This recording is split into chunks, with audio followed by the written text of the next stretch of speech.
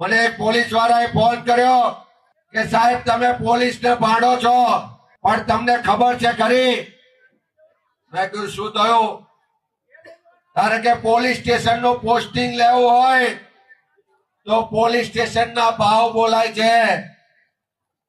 Border નજીક નું police station હોય તો એનો વધારે ભાવ હોય, કોઈક લાઈન નું પોલીસ સ્ટેશન હોય તો એનો વધારે ભાવ હોય, કોઈ ખૂણાનું પોલીસ સ્ટેશન હોય તો ત્યાં પેલા પ્રમાણિક અધિકારીને મૂકે.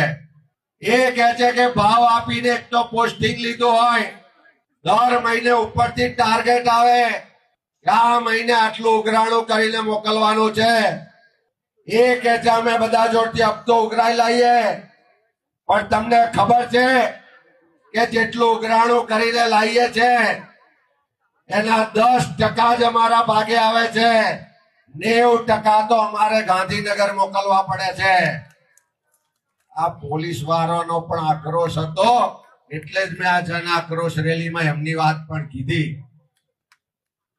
અહીંયા જિગ્નેશભાઈ બોલ્યા, બહેનો બોલી, કોંગ્રેસ બોલી, અને પેલા સંસ્કારી ગૃહમંત્રીના પેટમાં એટલા માટે ફાળ પડી કે હવે તો ગુજરાતના લોકો જાગ્યા છે. પહેલા તો સોશિયલ મીડિયામાં સરકાર વિરુદ્ધ લખે છે, કોંગ્રેસના નેતાઓ ખુલીને બોલે છે. હવે તો ધીમે ધીમે જન આક્રોશ યાત્રા જેમ આગળ વધે એમ લોકોની પણ હિંમત ખુલી છે, લોકો પણ બોલતા થયા છે. રસ્તા પર ઉતરીને આવેદન પત્ર આપવા માટે ઉભા બજારે રેલીઓ કરતા થયા છે.